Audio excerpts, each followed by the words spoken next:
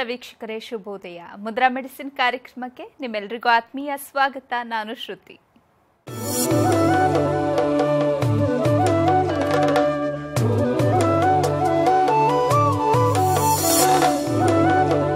ಇವತ್ತಿನ ಮುದ್ರಾ ಮೆಡಿಸಿನ್ ಕಾರ್ಯಕ್ರಮವನ್ನು ನಡೆಸಿಕೊಡುವುದಕ್ಕೆ ಮುದ್ರಾ ಬ್ರಹ್ಮ, ಮುದ್ರಾ ರತ್ನ, ಮುದ್ರಾ ಶಿರೋಮಣಿ ಗುರೂಜಿ ಶ್ರೀ ಲಕ್ಷ್ಮೀ ಶ್ರೀನಿವಾಸ್ ರವರು ನಮ್ಮೊಂದಿಗಿದ್ದಾರೆ. ಗುರೂಜಿಯವರು ಕಂಪ್ಯೂಟರ್ ಸೈನ್ಸ್ನಲ್ಲಿ ಎಂಜಿನಿಯರಿಂಗ್ ಪದವಿ ಪಡೆದು ಎಂಎಸ್ ಕಂಪ್ಯೂಟರ್ ಸಾಫ್ಟ್ವೇರ್ನಲ್ಲಿ ಸ್ನಾತಕೋತ್ತರ ಪದವಿ ಪಡೆದು ಹಲವಾರು ಮಲ್ಟಿನ್ಯಾಷನಲ್ ಸಾಫ್ಟ್ವೇರ್ ಕಂಪನಿಗಳಲ್ಲಿ 26 ವರ್ಷ ಸತತವಾಗಿ ಸೇವೆ ಸಲ್ಲಿಸಿದ್ದಾರೆ. ಗುರೂಜಿಯವರು ವೇದ ವಿಜ್ಞಾನ, ಜ್ಯೋತಿಷ್ಯ ಶಾಸ್ತ್ರ ಹಾಗೂ ಪುರಾತನ ಮುದ್ರಾ, ಮಂತ್ರ, ಯಂತ್ರ, ತಂತ್ರಶಾಸ್ತ್ರಗಳಲ್ಲಿ ಸಂಶೋಧನೆ ನಡೆಸಿ ಔಷಧಿ ರಹಿತ ಜೀವನ ನಡೆಸುವುದು ಹೇಗೆ ಹಾಗೂ ಮನೆಗೊಬ್ಬ ವೈದ್ಯನಾಗುವುದು ಹೇಗೆ ಅಂತ ತಿಳಿಸಿಕೊಡ್ತಾ ಬಂದಿದ್ದಾರೆ. ಇದಲ್ಲದೆ ಭೂತ, ಪ್ರೇತ, ಮಾಟ, ಮಂತ್ರ, ತಂತ್ರಗಳ ಬಗ್ಗೆ ಸಂಶೋಧನೆ ನಡೆಸಿ ಮನೆಗೊಬ್ಬ ಮಾಂತ್ರಿಕ ಮತ್ತು ತಾಂತ್ರಿಕನಾಗುವುದು ಹೇಗೆ ಅಂತ ತಿಳಿಸಿಕೊಡ್ತಾ ಬಂದಿದ್ದಾರೆ. ಗುರೂಜಿಯವರು ಹಲವಾರು ಪುಸ್ತಕಗಳನ್ನು ಬರೆದು ಸಮಾಜಕ್ಕೆ ಜ್ಞಾನಾರ್ಜನೆ ಮಾಡಿದ್ದಾರೆ. ಸಮಾಜದ ಹಿತಕ್ಕಾಗಿ ಬೆಂಗಳೂರಿನಿಂದ ಸುಮಾರು 40 ಕಿಲೋಮೀಟರ್ ದೂರದಲ್ಲಿ ಉಚಿತ ಅನಾಥಾಶ್ರಮ, ವೃದ್ಧಾಶ್ರಮ ಹಾಗೂ ಮುದ್ರಾ ಮಂತ್ರ ತಂತ್ರ ಸಂಶೋಧನಾ ಕೇಂದ್ರವನ್ನು ಸ್ಥಾಪನೆ ಮಾಡ್ತಾ ಇದ್ದಾರೆ. ಗುರೂಜಿಯವರನ್ನ ನಿಮ್ಮೆಲ್ಲರ ಪರವಾಗಿ ಕಾರ್ಯಕ್ರಮಕ್ಕೆ ಸ್ವಾಗತಿಸ್ತಾ ಇದ್ದೇನೆ. ಗುರುಗಳೇ ನಮಸ್ಕಾರ, ಕಾರ್ಯಕ್ರಮಕ್ಕೆ ಸ್ವಾಗತ. ಆತ್ಮೀಯ ವೀಕ್ಷಕ ಬಾಂಧವರಿಗೆ ನಮಸ್ಕಾರ. ಗುರೂಜಿ, ಇವತ್ತಿನ ಕಾರ್ಯಕ್ರಮದಲ್ಲಿ ನಮ್ಮ ವೀಕ್ಷಕರಿಗೆ ಯಾವ ವಿಚಾರದ ಬಗ್ಗೆ ತಿಳಿಸ್ಕೊಡ್ತಾ ಇದ್ದೀರಿ? ನಿನ್ನೆ ನಾನು ನಮ್ಮ ದೇಶದ ಶತ್ರುಗಳನ್ನು ಸ್ತಂಭನ ಮಾಡೋದು ಹೇಗೆ ಅಂತ ಹೇಳಿದ್ದೆ. ಮೊನ್ನೆ ದಿನ ನಮ್ಮ ದೇಶಕ್ಕೆ, ನಮ್ಮ ರಾಷ್ಟ್ರಕ್ಕೆ ಶತ್ರುಗಳು ಅಸ್ತ್ರಶಸ್ತ್ರಗಳನ್ನು ತಂದರೆ ಅವ್ರು ತಂದಿರೋ ಆಯುಧಗಳು ವರ್ಕೆ ಆಗಬಾರ್ದು. ಅಸ್ತ್ರ ಶಸ್ತ್ರಗಳ ಸ್ತಂಭನ ಮಾಡೋದು ಹೇಗೆ, ಶತ್ರುಗಳನ್ನೇ ಸ್ತಂಭನ ಮಾಡೋದು ಹೇಗೆ ಅಂತ ಮೊನ್ನೆ ಎಪಿಸೋಡಲ್ಲಿ ಹೇಳಿದ್ದೆ. ಇವತ್ತಿನ ಎಪಿಸೋಡ್ನಲ್ಲಿ ನಮ್ಮ ದೇಶಕ್ಕೆ ಶತ್ರುಗಳು ಏನಾರು ಬಂದರೆ ವಾಪಸ್ ಅವರು ಹೊಟ್ಟೋಗ್ಬಿಡ್ಬೇಕು. ಬೇಡಪ್ಪ, ಈ ದೇಶದ ಮೇಲೆ ಯುದ್ಧ ಮಾಡೋದು ಬೇಡ, ಬಾಂಬ್ ಹಾಕೋದು ಬೇಡ, ಏನೂ ಮಾಡೋದು ಬೇಡ, ನಮ್ಮ ಪಾಡು ನಾವು ಹೊಟ್ಟೋಗ್ಬಿಡೋಣ, ನಾವು ಬದುಕಿದ್ರೆ ಎಲ್ಲೋ ಒಂದು ಕಡೆ ಬದುಕೊಂಡ್ಬಿಡೋಣ, ಬದುಕಿದ್ರೆ ಎಲ್ಲೋ ಒಂದು ಕಡೆ ಜೀವನ ಮಾಡೋಣ, ನಮ್ಮ ಹೆಂಡತಿ ಮಕ್ಕಳಿಗೆ ನಾವು ಅನಾಥರು ಮಾಡಬಾರ್ದು ಅನ್ನೋ ಭಾವನೆ ಬರುವಂಥ ಕೆಲವು ವಿಶೇಷವಾದಂಥ ಮಂತ್ರತಂತ್ರ ಪ್ರಯೋಗಗಳಿವೆ. ಒಂದು ದೇಶ ಅಂದಮೇಲೆ ಒಳ್ಳೆಯವರು ಇರ್ತಾರೆ, ಕೆಟ್ಟವರು ಇರ್ತಾರೆ.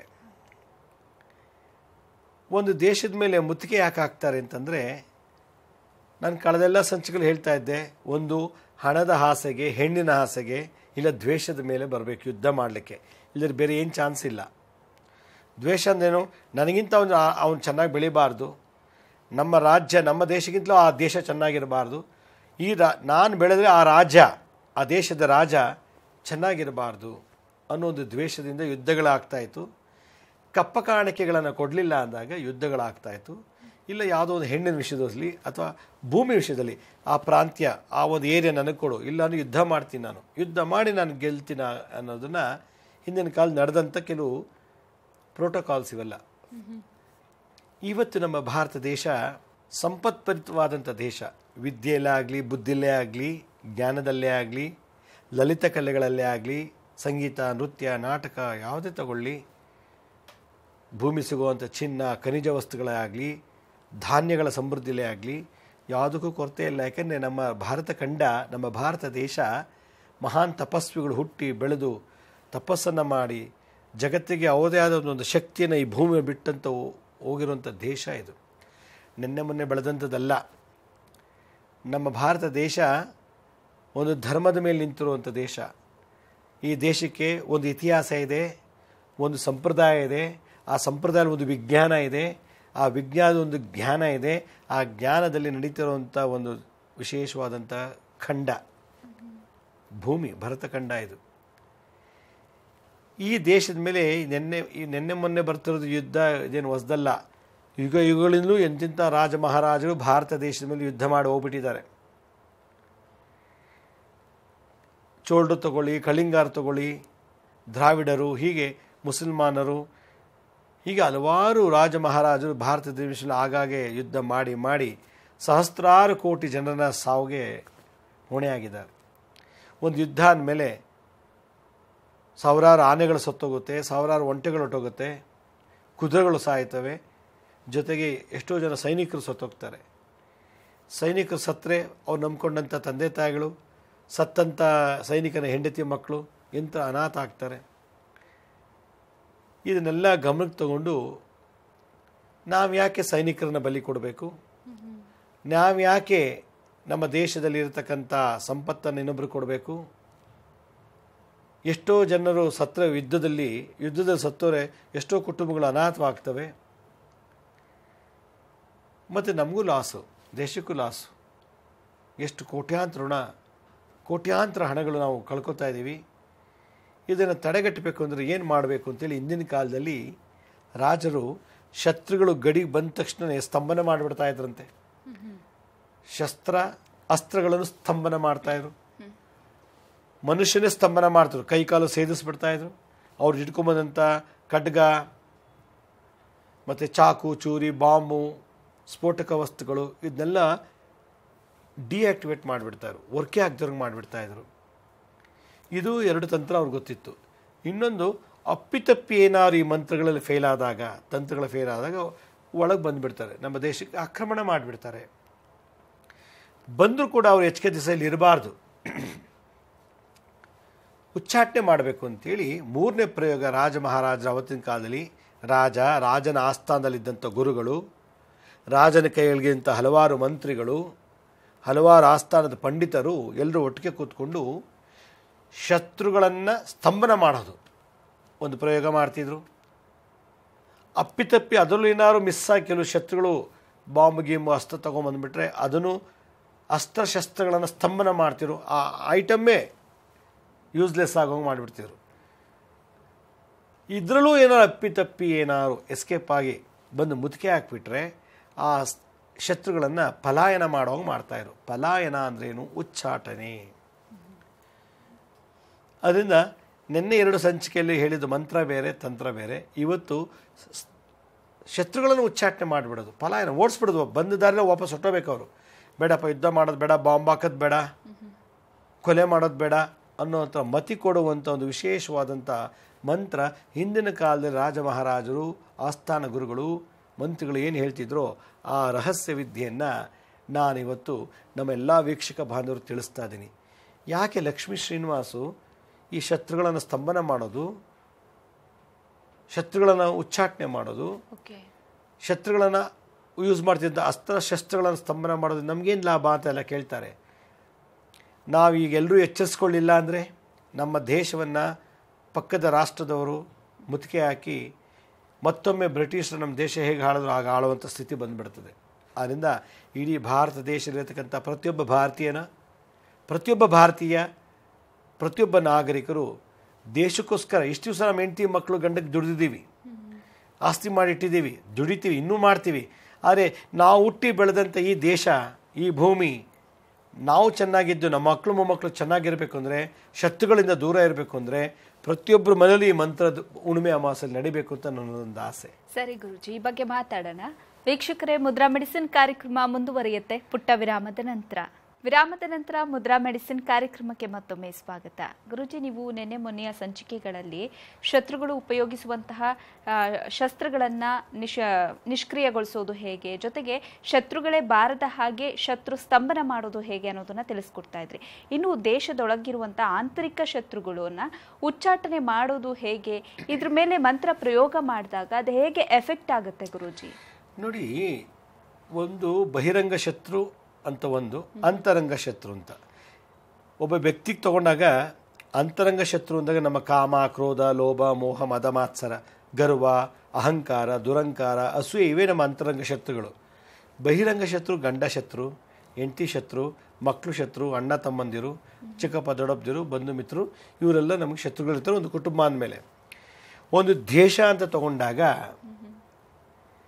ಹೊರಗಿನ ದೇಶದ ಶತ್ರುಗಳಿರ್ತಾರಲ್ಲ ಅವ್ರನ್ನ ಬಹಿರಂಗ ಶತ್ರುಗಳು ಅಂತ ಕರೀತಾರೆ. ನಮ್ಮ ದೇಶದೊಳಗೇ, ನಮ್ಮ ರಾಜ್ಯದಲ್ಲೇ, ನಮ್ಮ ಜಿಲ್ಲೆ ಒಳಗೆ, ನಮ್ಮ ತಾಲೂಕಲ್ಲಿ, ನಮ್ಮ ಹೋಬಳಿ, ನಮ್ಮ ಗ್ರಾಮದಲ್ಲೇ ಕೆಲವು ಮಹಾನ್ ಶತ್ರುಗಳಿರ್ತಾರೆ. ಟಿಪ್ಪು ಸುಲ್ತಾನ ಜೀವನ ಚರಿತ್ರೆಯಲ್ಲಿ ಹೋದಾಗ ನಮ್ಮ ಮೈಸೂರು ಮಹಾರಾಜಗೆ ತೊಂದರೆ ಕೊಡೋಕ್ಕೆ ನಮ್ಮವರೇ ಸಪೋರ್ಟ್ ಮಾಡಿಬಿಟ್ರಂತೆ. ಕಥೆಯಲ್ಲಿ ಬರುತ್ತೆ. ಟಿಪ್ಪುನ ಜೊತೆಲಿ ಇಟ್ಕೊಂಡೇ, ನಮ್ಮ ಮೈಸೂರು ರಾಜ್ಯದಲ್ಲಿ ಇಟ್ಕೊಂಡೇ ನಮ್ಮವರೇ ನಮಗೆ ಶತ್ರುಗಳಿಗೆ ಮಾಹಿತಿ ಕೊಟ್ಟು ಭಾಳಷ್ಟು ತೊಂದರೆ ಕೊಡ್ತಾಯಿದ್ರು ಅಂತೇಳಿ ಈ ಕಥೆಯಲ್ಲಿ ಬರುತ್ತೆ. ಇಲ್ಲಿ ರಾಜ್ಯ ಅಥವಾ ದೇಶದ ಬಗ್ಗೆ ಮಾತಾಡಿದಾಗ ಉದಾಹರಣೆಗೆ ಕೃಷ್ಣದೇವರಾಯನ ಕಾಲದಲ್ಲಿದ್ದಂಥ ಘಟನೆ ತಗೊಂಡ್ರೆ, ಕೃಷ್ಣದೇವರಾಯನ ಆಸ್ಥಾನದಲ್ಲಿದ್ದಂಥ ಕೆಲವು ಸೈನಿಕರು, ಕೆಲವು ದಂಡಾಧಿಕಾರಿಗಳು, ಪಾಳೆಗಾರರೇ ಶತ್ರುಗಳಿಗೆ ಮಾಹಿತಿ ಕೊಟ್ಟು ಎಲ್ಲ ಹೇಳ್ತಿರಂತೆ, ನಮ್ಮಲ್ಲಿ ಇಷ್ಟು ಬಾಂಬ್ ಇದೆ, ಇಷ್ಟು ಆಯುಧಗಳಿದೆ, ಹಿಂಗಿದೆ, ಹೀಗಿದೆ, ಇಷ್ಟು ಸೈನ್ಯಗಳಿದೆ ಅಂತಲ್ಲಿ ವಿವರ ಕೊಟ್ಟು ಕೃಷ್ಣದೇವನ ಮೇಲೆ ಯುದ್ಧ ಮಾಡಿ ಪಾಪ ಹಂಪೆನೆಲ್ಲ ಹಾಳು ಮಾಡಿಸ್ಬಿಟ್ರು. ಹೀಗೆ ಅವರೆಲ್ಲ ಹಿತಶತ್ರುಗಳು ಅಥವಾ ಅಂತರಂಗ ಶತ್ರುಗಳು ಅಂತ ಕರೀತಾರೆ. ಇವತ್ತು ನಮ್ಮ ದೇಶ ಹೊರಗಿನ ಶತ್ರುಗಿಂತ ಒಳಗೆ ಎಷ್ಟೋ ಜನ ಶತ್ರುಗಳಿದ್ದಾರೆ. ಹೀಗಾಗಿ ಹೊರಗಿನ ಶತ್ರುಗಳಿಗೆ ಬಹಳ ಬಲ ಬರ್ತಿದೆ. ಆ ಬಲ ಇರೋದ್ರಿಂದನೇ ನಮ್ಮಲ್ಲಿ ಏನು ವೀಕ್ನೆಸ್ ಇದೆ, ಏನು ಮಾಡ್ತಿದ್ವಿ, ಯಾರೆಂಥವ್ರು, ಇವರೆಂಥವ್ರು ಅಂತ ತಿಳ್ಕೊಂಡು ಬೇರೆ ದೇಶದ ಜನ ನಮ್ಮ ಭಾರತ ದೇಶದ ಮೇಲೆ ದಾಳಿ ಮಾಡೋಕ್ಕೆ ರೆಡಿ ಇದ್ದಾರೆ, ಮಾಡ್ತಾ ಇದ್ದಾರೆ, ಮುಂದೆನೂ ಮಾಡ್ತಾರೆ. ಆದ್ದರಿಂದ ಹೊರಗಿನ ಶತ್ರುಗಳನ್ನು ಉಚ್ಚಾಟನೆ ಮಾಡಬೇಕು. ಈ ಮಂತ್ರ ನಾನು ನಿನ್ನೆ ಹೇಳ್ಕೊಟ್ಟಿದ್ದ ಮಂತ್ರ, ಮೊನ್ನೆ ಹೇಳ್ಕೊಟ್ಟಿದ್ದ ಮಂತ್ರ ಒಳಗೂ ಹೊರಗಿರುವಂಥದ್ದು ಆ್ಯಕ್ಷನ್ ತೊಗೊಂಡ್ಬಿಡುತ್ತೆ. ಮಮ ರಾಷ್ಟ್ರ ಅಂತಂದಾಗ, ಮಮ ದೇಶ ಅಂತಂದಾಗ ಅವನು ಒಳಗಿನೂ ಇರ್ಬೋದು, ಇದು ಹೊರಗನಾರು ಇರ್ಬೋದು, ಮಂತ್ರ ವರ್ಕೌಟ್ ಆಗುತ್ತೆ, ಮಂತ್ರದ ಪ್ರಭಾವ ಬೀರುತ್ತೆ. ಈ ಉಚ್ಚಾಟನೆ ಮಂತ್ರ ಏನು ವಿಶೇಷ ಅಂದರೆ ಭಯವನ್ನು ಸೃಷ್ಟಿ ಮಾಡುತ್ತೆ. ಖಡ್ಗ, ಗದ, ಏನು ಆಯುಧಗಳೇನಿರ್ತದೋ ಆ ಆಯುಧಗಳಲ್ಲೂ ಕೂಡ ಭಯ ಹುಟ್ಟಿಸ್ಬಿಡುತ್ತಂತೆ. ಆಯುಧಗಳಲ್ಲೂ ಭಯ ಉತ್ಪತ್ತಿ ಮಾಡೋದು, ಶತ್ರುಗಳಲ್ಲೂ ಕೂಡ ಭಯವನ್ನು ಉತ್ಪತ್ತಿ ಮಾಡುವಂಥ ಒಂದು ವಿಶೇಷವಾದಂಥ ಮಂತ್ರ ಆಗಿನ ಕಾಲದಲ್ಲಿ ಪ್ರಯೋಗ ಮಾಡ್ತಿದ್ರು ಶತ್ರುಗಳ ಮೇಲೆ. ಇವತ್ತು ನಾವು ನಮ್ಮ ರಾಷ್ಟ್ರವನ್ನು ನಾವು ಉಳಿಸ್ಕೊಳ್ಳಿಲ್ಲ ಅಂದರೆ ಬೇರೆ ಯಾರು ಉಳಿಸೋಕ್ಕೆ ಬರೋದಿಲ್ಲ. ನಮ್ಮನೆ ಆಸ್ತಿ, ನಮ್ಮನೆ ಸಮಸ್ಯೆಗಳನ್ನು ನಾವು ಬಗೆಹರಿಸ್ಕೊಳ್ಳಿಲ್ಲ ಅಂದರೆ ಬೇರೆಯವ್ರಿಗೆ ಏನಕ್ಕೆ ಬೇಕು? ಅವ್ರಿಗಿಷ್ಟ ಇಲ್ಲ, ಅವ್ರು ಬೇಕಾಗಿಲ್ಲ. ಅಯ್ಯೋ ಅವ್ರ ಮನೆ ಸಮಸ್ಯೆ ನಮಗೇನು ಅಂತಾರೆ. ಹಾಗೆ ನಮ್ಮ ರಾಷ್ಟ್ರದ ಮೇಲೆ ನಾನೀಗ ಎಲ್ರಿಗೂ ಹೇಳೋದಿಷ್ಟೇ, ಇನ್ನು 5 ವರ್ಷ ಕಳೆಯೋಷ್ಟೊಳಗೆ ನಮ್ಮ ಭಾರತದ ಮೇಲೆ ಭಾಳಷ್ಟು ದೇಶಗಳು ಮುತ್ತಿಗೆ ಹಾಕುತ್ತೆ. ಯಾಕೊತ್ತಾ, ನಮ್ಮಲ್ಲೇ ಅಂತ ಮಹಾನೀಚರಿದ್ದಾರೆ ಮಾಹಿತಿಗಳನ್ನು ಕೊಡುವಂಥವ್ರು. ಹೇಗಾರು ಮಾಡಿ ಭಾರತವನ್ನು ಆಕ್ರಮಣ ಮಾಡಿಕೊಂಡ್ರೆ ಇನ್ನೂ ನಾವು ಚೆನ್ನಾಗಿ ಬೆಳಿಬೋದು ಅನ್ನೋದಕ್ಕೆ ಪ್ಲ್ಯಾನ್ ಮಾಡೋಷ್ಟು ಭಾಳಷ್ಟು ಜನ ಇದ್ದಾರೆ, ಭಾಳಷ್ಟು ದೇಶಗಳಿವೆ. ಆ ಒಂದು ಸುಭದ್ರತೆಯನ್ನು, ಆ ಒಂದು ಹೈಲಿ ಸೆಕ್ಯೂರಿಟಿಯನ್ನು ನಾವು ಕಾಪಾಡಿಕೊಳ್ಳಿಲ್ಲ ಅಂದರೆ ನಮ್ಮ ದೇಶ ಯಾರಿಗಾರು ಗುಲಾಮರಾಗ್ಬೋದು. ಅದರಿಂದ ನಮ್ಮ ಭಾರತೀಯರು ಪ್ರತಿಯೊಬ್ಬರ ಮನೆಯಲ್ಲೂ ಕೂಡ ದೇಶಕ್ಕೋಸ್ಕರನಾದರೂ ಈ ಭೂಮಿ ಹುಟ್ಟಿ ತಿಂದು ಬೆಳೆದು ಈ ಭೂಮಿಲಿ ಹುಟ್ಟಿದ್ದೀವಿ, ಬೆಳೆದಿದ್ದೀವಿ, ಸೈಟ್ ತೊಗೊಂಡಿದ್ದೀವಿ, ಮನೆ ಕಟ್ಟಿದ್ದೀವಿ, ಕಾರ್ ತೊಗೊಂಡಿದ್ದೀವಿ, ಎಲ್ಲ ಸುಖವನ್ನು ಅನುಭವಿಸ್ತಾ ಇದ್ದೀವಿ ಭಾರತ ದೇಶದಲ್ಲಿ. ಆ ಭೂಮಿ ಋಣಕ್ಕಾದ್ರೂ ನಾವು ಪ್ರತಿ ಹುಣ್ಣಿಮೆ ಮತ್ತು ಅಮಾವಾಸ್ಯೆ ದಿವಸ ನಾನು ಎಣ್ಣೆ ತೋರಿಸಿದಂಥ ಮಂತ್ರ, ಮೊನ್ನೆ ಹೇಳ್ಕೊಟ್ಟಂಥ ಮಂತ್ರ, ಇವತ್ತು ಹೇಳ್ಕೊಡುವಂಥ ಮಂತ್ರನ ಒಂದು ಅರ್ಧ ಗಂಟೆ ಈ ಭೂಮಿ ಋಣ, ಈ ಭೂಮಿ ಗಾಳಿ ಕುಡಿದಿದ್ದೀವಿ, ಈ ಭೂಮಿಯಲ್ಲಿ ಬರುವಂಥ ಜಲವನ್ನು, ನೀರನ್ನು ಕುಡಿದಿದ್ದೀವಿ, ಉಪಯೋಗಿಸಿದ್ದೀವಿ, ಆ ಋಣ ಬಾಧೆಗಾದರೂ ಈ 3 ಮಂತ್ರ ಜಪಿಸಿದ್ದೇ ಆದರೆ ಈ ಜನ್ಮ ತೊಗೊಂಡಿದ್ದಕ್ಕೂ ಸಾರ್ಥಕ, ಈ ಭೂಮಿನ ಮತ್ತೆ ಹುಡುಗೋ ಒಂದು ಅವಕಾಶ ಸಿಗ್ತದೆ. ನಾನು ಆಗಲೇ ಹೇಳ್ತಿದ್ದೆ, ಭಾರತ ದೇಶ ಪುಣ್ಯ ಭೂಮಿ, ಕರ್ಮ ಭೂಮಿ. ಬೇರೆ ಎಲ್ಲ ದೇಶವು ಭೋಗ ಭೂಮಿ. ಅಲ್ಲಿ ಸುಖ ಜಾಸ್ತಿ, ಇಲ್ಲಿ ಕರ್ಮ ಜಾಸ್ತಿ. ಕರ್ಮದಲ್ಲಿ ಹುಟ್ಟಿದವ್ರಿಗೆ ಮಾತ್ರ ಮುಕ್ತಿ ಮೋಕ್ಷ ಸಿಗುತ್ತೆ ಅಂತ ಶಾಸ್ತ್ರ ಹೇಳ್ತದೆ. ಭಗವದ್ಗೀತೆ ಅದೇ ಹೇಳಿದ್ರು ಕೃಷ್ಣ. ಈ ಭರತಖಂಡದಲ್ಲಿ ಯಾರು ಜನ್ಮ ತಗೊಳ್ತಾರೋ ಅದರಲ್ಲೂ ತಗೊಂಡ್ಮೇಲೆ ನನ್ನ ಸ್ಮರಿಸ್ತಾರೋ ಅವ್ರಿಗೆ ಮುಕ್ತಿ ಮೋಕ್ಷ ಕೊಡ್ತೀನಿ ಅಂತ. ಆದರೆ ಭೋಗ ಭೂಮಿಲಿ ಹುಟ್ಟಿದವರೆಲ್ಲ ಕೊಡ್ತೀನಿ ಅಂತ ಎಲ್ಲೂ ಹೇಳಿಲ್ಲ ಅವನು. ಆ ಪದವೇ ಇಲ್ಲ ಭಗವದ್ಗೀತೆಯಲ್ಲಿ. ಆದ್ದರಿಂದ ಭೋಗ ಭೂಮಿಯೆಲ್ಲ ಇತ್ತೀಚೆಗೆ ಬಂದಂಥ ದೇಶಗಳವೆಲ್ಲ ಸಮುದ್ರದ ತಳದ ದಡದ ಮೇಲೆ ನಿಂತಿರುವಂಥದ್ದು. ಆದರೆ ಈ ಭಾರತ ದೇಶ ಸುತ್ತಲೂ ನೀರಿದ್ರು ಕೂಡ ಮಧ್ಯದಲ್ಲಿರೋದು ಕೂಡ ಭಾಳ ಪವರ್ ಇದೆ. ಏಕೆಂದರೆ ಮಹಾನ್ ಸಂತರು, ಸಾಧರು, ಸತ್ಪುರುಷರು, ಅವಧೂತರು, ಪರಮಹಂಸರು ಬಾಳಿ ಬದುಕಿ ಹೋದಂಥ ದೇಶ ಇದು.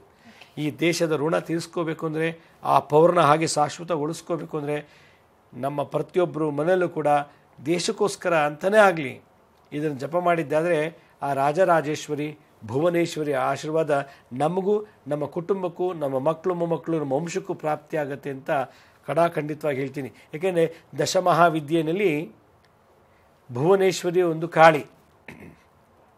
ಭುವನೇಶ್ವರಿ ಊರು, ಹೋಬಳಿ, ತಾಲೂಕು, ಜಿಲ್ಲೆ, ರಾಜ್ಯ, ಮತ್ತು ದೇಶ ನೋಡಿಕೊಳ್ಳುವಂಥ ಪ್ರಧಾನ ದೇವತೆ. ಗ್ರಾಮ ದೇವತೆ ಅಂತ ಕರಿಬೋದು, ರಾಷ್ಟ್ರ ದೇವತೆ ಅಂತಲೂ ಕರಿಬೋದು, ರಾಜ್ಯ ದೇವತೆ ಅಂತಲೂ ಕರಿಬೋದು, ಜಿಲ್ಲಾ ದೇವತೆ ಅಂತ ಕರಿಬೋದು. ಅಂಥ ದೇವಿ ಆಶೀರ್ವಾದ ಆಗಬೇಕು ನಮಗೆ ಅಂತಂದರೆ ನಾನು ಇವತ್ತು ಹೇಳ್ಕೊಡುವಂಥ ಮಂತ್ರ ಜಪ ಮಾಡಿದ್ರೆ ನಮ್ಮ ಸೈನಿಕರು ಬಂದ ದಾರಿಯಲ್ಲಿ ವಾಪಸ್ ಹೊಟ್ಟೋಗ್ತಾರೆ. ಆ ಒಂದು ಸಾಧನೆ ಪ್ರತಿಯೊಬ್ಬರು ಮನೆ ನಡಿಬೇಕು ಅಂತ ಒಂದೊಂದು ಆಸೆ. ಸರಿ ಗುರೂಜಿ, ಈ ಬಗ್ಗೆ ಮಾತಾಡೋಣ. ವೀಕ್ಷಕರೇ, ಮುದ್ರಾ ಮೆಡಿಸಿನ್ ಕಾರ್ಯಕ್ರಮ ಮುಂದುವರಿಯುತ್ತೆ ಪುಟ್ಟ ವಿರಾಮದ ನಂತರ ಮುದ್ರಾ ಮೆಡಿಸಿನ್ ಕಾರ್ಯಕ್ರಮಕ್ಕೆ ಮತ್ತೊಮ್ಮೆ ಸ್ವಾಗತ. ಗುರುಜಿ, ನೀವು ಹೇಳ್ತಾ ಇದ್ರಿ ಶತ್ರುಗಳನ್ನ ಉಚ್ಚಾಟನೆ ಮಾಡಬಹುದು ಮುದ್ರಾ ಮಂತ್ರದ ಮುಖಾಂತರ ಅಂತ ಹೇಳ್ತಾ ಇದ್ರಿ. ಯಾವ ರೀತಿ ಅವರನ್ನ ಉಚ್ಚಾಟನೆ ಮಾಡೋದು? ಯಾವ ಮಂತ್ರ ಇದೆ, ಯಾವ ಮುದ್ರಾ ಇದೆ ಗುರುಜಿ, ಯಾವ ತಂತ್ರ ಇದೆ? ಇಲ್ಲಿ ಈ ಎಪಿಸೋಡ್ನಲ್ಲಿ, ಈ ಸಂಚಿಕೆಯಲ್ಲಿ ನಾನು ಮುದ್ರಾ ತೋರಿಸೋದಕ್ಕಿಂತ ಬದಲು ಸ್ಟ್ರಾಂಗ್ ತಂತ್ರ ಪ್ರಯೋಗ ಹೇಳ್ಕೊಡ್ತೀನಿ ನಾನು. ಇಲ್ಲಿ ಮುದ್ರೆ ಇಲ್ಲ, ಮುದ್ರೆ ಇದೆ, ಅದು ಮಾಡೋದಕ್ಕಿಂತ ಹೆಚ್ಚಾಗಿ ತಂತ್ರ ಪ್ರಯೋಗ ಭಾಳ ಸ್ಟ್ರಾಂಗ್ ಇರ್ತದೆ. ಅದರಿಂದ ಎಂಥ ಸಣ್ಣ ಮಕ್ಕಳಾಗಲಿ, ದೊಡ್ಡವರಾಗಲಿ, ಚಿಕ್ಕವರಾಗಲಿ, ವಯಸ್ಸಾದವರಾಗಲಿ ಈ ತಂತ್ರ ಮಂತ್ರವನ್ನು ಮಾಡಿದ್ದೇ ಆದರೆ ನಮ್ಮ ದೇಶಕ್ಕೆ ಮುತ್ತಿಗೆ ಹಾಕುವಂಥ ಯಾವುದೇ ದೇಶ ಶತ್ರುಗಳಾಗಲಿ ವಾಪಸ್ ಹೊಟ್ಟೋಗ್ಬಿಡ್ತಾರೆ. ಒಂದು ಸ್ತಂಭನ ಪ್ರಯೋಗ, ಸೈನಿಕರಿಗೆ ಕೈಕಾಲು ಸೇದೋಗಂಗೆ ಮಾಡೋದು, ಸೈನಿಕರೇ ವಾಪಸ್ ಹೊಟ್ಟೋಗೋಂಗೆ ಮಾಡೋದು, ಮತಿ ಕೆಟ್ಟು ಬುದ್ಧಿ ಕೆಟ್ಟು ಭಯ ಭೀತಿಯಿಂದ. ಇಲ್ಲಾಂದರೆ ಅವ್ರು ತಂದಂಥ ಅವರೇ ಉಪಯೋಗಿಸುವಂಥ ಅಸ್ತ್ರಶಸ್ತ್ರಗಳನ್ನು ಸ್ತಂಭನ ಮಾಡಿಬಿಡೋದು. ಈ 3 ವಿದ್ಯೆ ನಾವು ಕಲ್ತಿರಬೇಕು ಅಂತ ನನಗೆ. ಇಡೀ ದೇಶಕ್ಕಿಲ್ಲ ಅಂದರೂ ನಮ್ಮೂರಿಗೆ ಯಾವ್ಯಾರು ಶತ್ರುಗಳು ಬಂದರೆ, ನಮ್ಮ ಡಿಸ್ಟ್ರಿಕ್ಕಿಗೆ ಬಂದುಬಿಟ್ರೆ ಟೆರರಿಸ್ಟ್ಗಳು, ನಕ್ಸಲೈಟ್ಸ್ಗಳೆಲ್ಲ ಈ ಪ್ರಯೋಗ ಮಾಡಿ. ಆದ್ದರಿಂದ ಈ ಒಂದು ವಿದ್ಯೆ ರಾವಣನ ಉದ್ದೀಶ ತಂತ್ರಸಾರದಲ್ಲಿದೆ. ಈ ವಿದ್ಯೆ ನಾನು ಎಲ್ಲಿಂದ ತೊಗೊಂಡು ಹೇಳ್ತಾ ಇದ್ದೀನಿ ಜನಕ್ಕೆ ಅಂದರೆ, ರಾವಣ ಉದ್ದೀಶ ತಂತ್ರಸಾರ ಮತ್ತು ರುದ್ರಯಾಮಳ ತಂತ್ರಸಾರದಲ್ಲಿ ಇದೆ. ಇದು ಒಂದು ವಿಶೇಷವಾದಂಥ ಮಂತ್ರ. ಏನು ಮಾಡಬೇಕು? ಭಸ್ಮವನ್ನು ತಗೋಬೇಕು ಮೊದಲು, ಇಲ್ಲ ಶವಭಸ್ಮ, ಹೆಣ ಸುಟ್ಟಿದ ಭಸ್ಮ, ಅಥವಾ ಬೆರಣಿಯಿಂದ ಮಾಡಿದಂಥ ಭಸ್ಮ. ಬೆರಣಿ, ಹಸುವಿನ ಬೆರಣಿ ತಟ್ಟೋದು, ಅದನ್ನು ಸುಡೋದು, ಭಸ್ಮ ಆಗುತ್ತೆ. ಇಲ್ಲ ಹೋಮ ಮಾಡಿರ್ತಾರಲ್ಲ, ಎಲ್ಲಾದರೂ ಹೋಮ ಹವನಗಳು ಮಾಡಿರ್ತಾರಲ್ಲ, ಅಲ್ಲಿಂದ ಒಂದು 50 ಅಥವಾ 100 ಗ್ರಾಮ್ ಭಸ್ಮ ತೊಗೊಳ್ಳೋದು, ಒಂದು 1/4 kg ಭಸ್ಮ ತೊಗೊಳ್ಳೋದು. ತೊಗೊಂಬಿಟ್ಟು ನಮ್ಮ ಬಲಗೈನಲ್ಲಿ ಆ ಭಸ್ಮನ ತೊಗೊಂಬಂದು ಒಂದು ಪ್ಯಾಕೆಟ್ಗಾಗಿ ಇಟ್ಕೊಳ್ಳೋದು. ಹುಣ್ಣಿಮೆ ಅಮಾವಾಸ್ಯೆ ಬಂದಾಗ ಉತ್ತರ ಅಥವಾ ಪೂರ್ವಕ್ಕೆ ಮುಖ ಮಾಡಿಕೊಂಡು ಒಂದು 2-3 ಸ್ಪೂನ್ ಎಡಗೈಗೆ ಹಾಕೊಂಬಿಟ್ಟು ಈ ಮಧ್ಯದ ಬೆರಳಲ್ಲಿ ಅದಕ್ಕೆ ಭಸ್ಮ ಪ್ರಯೋಗ ಮಾಡಬೇಕು. ಏನು? ಓಂ ನಮೋ ಭಯಂಕರಾಯ ಖಡ್ಗ ಗದಾಧಾರಿಣಿ ಮಮ ರಾಷ್ಟ್ರ ಶತ್ರು ಸೈನ್ಯ ಪಲಾಯನಂ ಕುರು ಸ್ವಾಹ ಅಂಥೇಳಿ ಆ ಮಂತ್ರ ಹೇಳಬೇಕು. ಆ ಭಸ್ಮಕ್ಕೆ ಆ ಮಂತ್ರನ ಹಾಕಬೇಕು. ಇನ್ನೊಂದ್ಸಲ ಹೇಳ್ತೀನಿ, ಭಸ್ಮ ತಗೊಳ್ಳಿ, ಎಡಗೈಗೆ ಇಟ್ಕೊಳ್ಳಿ, ಒಂದು ಪೇಪರಲ್ಲಾದರೂ ಇಟ್ಕೋಬೋದು, ತಟ್ಟೆಲ್ಲಾದರೂ ಇಟ್ಕೋಬೋದು, ಇಲ್ಲ ಕೈಗೆ ಇಟ್ಕೋಬೋದು. ಒಂದು 2-3 ಚಮಚ ಹಾಕೊಂಬಿಟ್ಟು ಆ ಭಸ್ಮಕ್ಕೆ ಮಂತ್ರವನ್ನು ಹಾಕಬೇಕು, ಎನರ್ಜೈಸ್ ಮಾಡಬೇಕು, ಅಭಿಮಂತ್ರಿಸಬೇಕು. ಓಂ ನಮೋ ಭಯಂಕರಾಯ ಖಡ್ಗ ಗದಾಧಾರಿಣಿ ಮಮ ರಾಷ್ಟ್ರ ಶತ್ರು ಸೈನ್ಯಂ ಪಲಾಯನಂ ಕುರು ಸ್ವಾಹ ಅಂತ ಹೇಳಬೇಕು. ಓಂ ನಮೋ ಭಯಂಕರಾಯ ಖಡ್ಗ ಗದಾಧಾರಿಣಿ ಮಮ, ನನ್ನ ರಾಷ್ಟ್ರ ಶತ್ರು ಸೈನ್ಯ ಪಲಾಯನಂ ಕುರು ಸ್ವಾಹ, ಉಚ್ಚಾಟನೆ ಓಡಿಸ್ಬಿಡು ಅಂಥೇಳಿ ಇದಕ್ಕೆ ಹಾಕ್ಬೇಕು. ಆಗ ಹಾಕ್ಬಿಟ್ಟು ಅದನ್ನೆಲ್ಲ ಮಂತ್ರ 108 ಸಲ ಹೇಳಬೇಕು, ಇಲ್ಲ 1008, ಎಷ್ಟು ಸಲ ಹೇಳ್ತಿರೋ ಅಷ್ಟು ಹೇಳಿ, 108ಗಿಂತ ಹೆಚ್ಚಿಗೆ ಹೇಳಬೇಕು. ಹೇಳ್ಬಿಟ್ಟು ಹುಣ್ಣಿಮೆ ಅಮಾವಾಸ್ಯೆ ದಿವಸನೇ ಆ ಭಸ್ಮ ತೊಗೊಂಡೋಗ್ಬಿಟ್ಟು ನೀವು ರಸ್ತೆ ಓಡಾಡ್ತಿರಲ್ಲ, ಆ ರಸ್ತೆ ಮೇಲೆ ಅದನ್ನು ಎಲ್ಲರೂ ಒಂದು ಕಡೆ ಹಾಕ್ಬಿಟ್ಟ ಅಂದರೆ ಆ ದೇಶದೊಳಗಡೆ, ಆ ಊರೊಳಗಡೆ, ಆ ಹೋಬಳಿ, ಗ್ರಾಮ, ರಾಜ್ಯ ಅಥವಾ ಜಿಲ್ಲೆ ಒಳಗೆ ಅಂತರಂಗ ಶತ್ರು ಆಗಲಿ ಬಹಿರಂಗ ಶತ್ರು ಆಗಲಿ ಇದ್ದರೆ ಓಂ ನಮೋ ಭಯಂಕರಾಯ ಖಡ್ಗ ಗದಾಧಾರಿಣಿ ಮಮ್ಮ ರಾಷ್ಟ್ರ ಅಂದ ತಕ್ಷಣ ಊರು, ಗ್ರಾಮ, ತಾಲೂಕು, ಜಿಲ್ಲೆ ಬಂದುಬಿಡುತ್ತೆ. ಮಮ ರಾಷ್ಟ್ರ ಶತ್ರು ಸೈನ್ಯ ಪಲಾಯನಂ ಕುರು ಸ್ವಾಹ ಅಂದರೆ ಹೇಳ್ದೆ ಕೇಳಿದ ದಿಕ್ಕಿಲ್ದೆ ಓಡೋಗ್ಬಿಡ್ತಾರಂತೆ. ಇದನ್ನು ಹಿಂದಿನ ಕಾಲದಲ್ಲಿ ಪ್ರತಿಯೊಬ್ಬ ಗ್ರಾಮಸ್ಥರು, ಊರಲ್ಲಿರುವಂಥವರು, ಪ್ರಜೆಗಳು ಮಾಡಿ ರಾಜನನ್ನು ಸಂರಕ್ಷಣೆ ಮಾಡ್ತಿರಂತೆ. ಯುದ್ಧಕ್ಕೆ ಹೋಗಿ ಎಲ್ಲ ಕಳ್ಕೊಳ್ಳೋ ಬದಲು, ಯುದ್ಧ ಮಾಡಿ ಜೀವ ಕಳ್ಕೊಳ್ಳೋ ಬದಲು, ಯುದ್ಧ ಮಾಡ್ದೇ ಇದೆಲ್ಲ ಮಾಡಿಬಿಟ್ರೆ ಎಷ್ಟು ಪ್ರಯೋಜನ ಅಂಥೇಳಿ ಇದನ್ನು ಹಿಂದಿನ ಕಾಲದಲ್ಲಿ ನಡೀತಿದ್ದಂಥ ಒಂದು ವಿಶೇಷವಾದಂಥ ತಂತ್ರ ಪ್ರಯೋಗ ಮಂತ್ರ. ಭಸ್ಮ ಸಿಕ್ಕಿಲ್ಲ ಅಂದ್ರೂ ಓಂ ನಮೋ ಭಯಂಕರಾಯ ಖಡ್ಗ ಗದಾಧಾರಿಣಿ ಮಮ ರಾಷ್ಟ್ರ ಶತ್ರು ಸೈನ್ಯ ಪಲಾಯನಂ ಕುರು ಸ್ವಾಹ ಅನ್ನೋ ಮಂತ್ರನ ಹೇಳಿಬಿಟ್ಟು ಅಂದರೆ ಎಷ್ಟೇ 1000 ಜನ ನಮ್ಮ ದೇಶ ಮುತ್ತಿಗೆ ಹಾಕಿಗೆ ಬಂದರೂ ಕೂಡ ಏನೋ ಒಂಥರ ಮತಿಯಾಗಿ ಹಿಪ್ನೋಟೈಸ್ ಆಗಿ ಬೇಡಪ್ಪ ಇಲ್ಲಿ ಯುದ್ಧ ಮಾಡೋದು ಬೇಡ, ಇವು ಸವಾಸವೇ ಬೇಡ, ವಾಂತಿ ಭೇದಿ ಆಗ್ಬೋದು ಅಥವಾ ಅವರೇ ಏನೋ ಬರುವಾಗ ಏನೋ ತೊಂದರೆ ಆಗ್ಬೋದು, ಯಾವುದೋ ಡಿಸ್ಟರ್ಬೆನ್ಸಿಂದ ತೊಂದರೆಗಳಿಂದ ಮತ್ತೆ ವಾಪಸ್ ಹೊಟ್ಟೋಗ್ತಾರಂತೆ. ಅಷ್ಟು ಇದಕ್ಕೆ ದಿಗ್ಬಂಧನ ಮಂತ್ರಗಳು ಅಂತ ಕರೀತಾರೆ.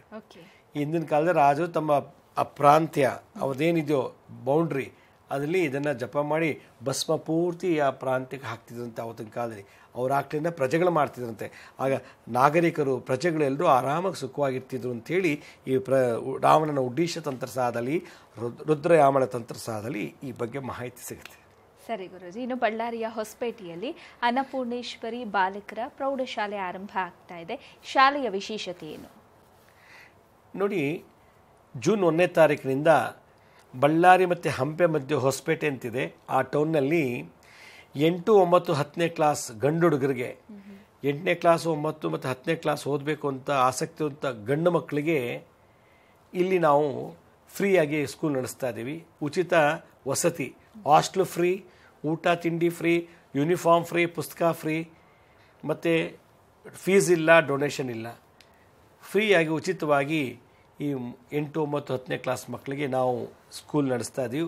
ಜೂನ್ 1ನೇ ತಾರೀಕು ಪ್ರಾರಂಭ ಆಗುತ್ತೆ. ಸಿಲೆಬಸ್ ಜೊತೆಗೆ ನಾವು ಕಂಪ್ಯೂಟರ್ ಸೈನ್ಸ್ ಮತ್ತು ಎಲೆಕ್ಟ್ರಾನಿಕ್ಸು ಟೆಕ್ನಿಕಲ್ ಕೋರ್ಸ್ನ ಕೂಡ ಈ ಏಜಲ್ಲೇ ಮಕ್ಕಳಿಗೆ ಹೇಳ್ಕೊಡ್ತಾ ಇದ್ದೀವಿ. ಆಫ್ಟರ್ SLC 10ನೇ ಕ್ಲಾಸ್ ಅಂತ ITIಗೆ ಹೋಗ್ಬೋದು, ಡಿಪ್ಲೊಮೋಗೆ ಹೋಗ್ಬೋದು, ಇಲ್ಲ ಇಂಜಿನಿಯರಿಂಗ್ ಕೋರ್ಸ್ಗೂ ಹೋಗ್ಬೋದು. ಆದ್ದರಿಂದ ಅವ್ರಿಗೆ ಈಗಲೇ ಅವ್ರಿಗೆ ಸ್ವಲ್ಪ ಬೇಸಿಕ್ ನಾಲೆಜನ್ನು ಕೊಡ್ತಾ ಇದ್ದೀವಿ. ಸ್ಟೇಟ್ ಸಿಲೆಬಸ್ಸು ಮತ್ತು ಟೆಕ್ನಿಕಲ್ ಕೋರ್ಸ್ ಜೊತೆಗೆ ಆಧ್ಯಾತ್ಮಿಕ ನಾಲೆಡ್ಜನ್ನು, ಜ್ಞಾನವನ್ನು, ಧ್ಯಾನ, ಜಪ, ಯೋಗ, ಮಂತ್ರ, ತಂತ್ರ, ಜಪಗಳನ್ನು ಮಾಡೋದು ಹೇಗೆ ಅಂತೇಳಿ ಸ್ಪಿರಿಚುವಲ್ ಕೋರ್ಸಸ್ ಕೂಡ ಮಕ್ಕಳಿಗೆ ಹೇಳ್ಕೊಡ್ತಾ ಇದ್ದೀವಿ. ಮತ್ತು ಈ ಮಕ್ಕಳಿಗೆ ಪಾಠ ಕಲಿಸೋಕ್ಕೆ ನಮಗೆ ಟೀಚರ್ಸ್ ಬೇಕು. ಹಾಗಾಗಿ ಈ ಹೈಸ್ಕೂಲ್ ಟೀಚರ್ಸ್ ನಮಗೆ ಬೇಕಾಗಿರೋದ್ರಿಂದ ಹಿಂದಿ ಟೀಚರ್ ಬೇಕು, ಇಂಗ್ಲೀಷ್ ಬೇಕು, ಕನ್ನಡ ಬೇಕು, ಹಿಸ್ಟ್ರಿ ಬೇಕು, ಸೈನ್ಸು, ಮ್ಯಾಥಮೆಟಿಕ್ಸ್ ಹೇಳ್ಕೊಡೋಂಥವ್ರು ಟೀಚರ್ಸ್ ಬೇಕಾಗಿರೋದ್ರಿಂದ ಅವರು ಕೂಡ ನಮ್ಮನ್ನು ಸಂಪರ್ಸ್ಬೋದು. ಅವ್ರಿಗೂ ಕೂಡ ಸ್ಯಾಲ್ರಿ ಕೊಟ್ಟು ನಾವು ಊಟ ವಸತಿ ಕೊಟ್ಟು ಅವನು ಕೂಡ ನೋಡ್ಕೊಳ್ತೀವಿ. ಅವರು ಮಕ್ಕಳು ಪಾಠ ಮಾಡ್ಬೋದು. ಇದೊಂದು ಒಳ್ಳೆ ಜ್ಞಾನಾರ್ಚನೆ ಮಾಡೋಕ್ಕೊಂದು ಒಳ್ಳೆಯ ಅವಕಾಶ. ಸರಿ ಗುರುಜಿ, ಕಾರ್ಯಕ್ರಮದಲ್ಲಿದ್ದು ದೇಶದ ಒಳಗೂ ಹಾಗೆ ಹೊರಗೂ ಇರುವಂತಹ ಉಗ್ರರನ್ನ ಉಚ್ಚಾಟನೆ ಮಾಡುವುದು ಹೇಗೆ ಅನ್ನೋದನ್ನ ಇವತ್ತಿನ ಕಾರ್ಯಕ್ರಮದಲ್ಲಿ ನಮ್ಮ ವೀಕ್ಷಕರಿಗೆ ತಿಳಿಸ್ಕೊಟ್ರಿ. ಧನ್ಯವಾದ. ಸಾಯಿರಾಮ್. ವೀಕ್ಷಕರೇ, ಗುರೂಜಿಯವರು ಹೇಳಿದ ಹಾಗೆ ಬಳ್ಳಾರಿಯ ಹೊಸಪೇಟೆಯಲ್ಲಿ ಬಾಲಕರ ಪ್ರೌಢಶಾಲೆ ಆರಂಭ ಆಗ್ತಾ ಇದೆ. ಅನ್ನಪೂರ್ಣೇಶ್ವರಿ ಬಾಲಕರ ಪ್ರೌಢಶಾಲೆ ಜೂನ್ 1ರಿಂದ ಕಾರ್ಯಾರಂಭ ಆಗುತ್ತೆ. ವಿದ್ಯಾರ್ಥಿಗಳು ಇಲ್ಲಿ ವಿದ್ಯಾಭ್ಯಾಸವನ್ನು ಪಡಿಬಹುದು. ಜೊತೆಗೆ ಈ ವಿದ್ಯಾಸಂಸ್ಥೆಗೆ ಶಿಕ್ಷಕರ ಅವಶ್ಯಕತೆಯೂ ಕೂಡ ಇದೆ. ಹೀಗಾಗಿ ಆಸಕ್ತರು ಕಾರ್ಯಕ್ರಮದ ಕೊನೆಯಲ್ಲಿ ಗುರೂಜಿಯವರ ಕಚೇರಿಯ ವಿಳಾಸ ಹಾಗೆ ದೂರವಾಣಿ ಸಂಖ್ಯೆಗಳು ಬರುತ್ತೆ. ದೂರವಾಣಿ ಸಂಖ್ಯೆಗೆ ಕರೆ ಮಾಡಿ ಶಾಲೆಯ ವಿವರವನ್ನು ಪಡೆದುಕೊಳ್ಬಹುದಾಗಿದೆ ಅಂತ ಹೇಳ್ತಾ ಇವತ್ತಿನ ಕಾರ್ಯಕ್ರಮವನ್ನು ಮುಗಿಸ್ತಾ ಇದ್ದೀನಿ. ನೋಡ್ತಾ ಇರಿ ಸರಳ ಜೀವನ, ಇದು ಮನುಕುಲದ ಒಳಿತಿಗಾಗಿ.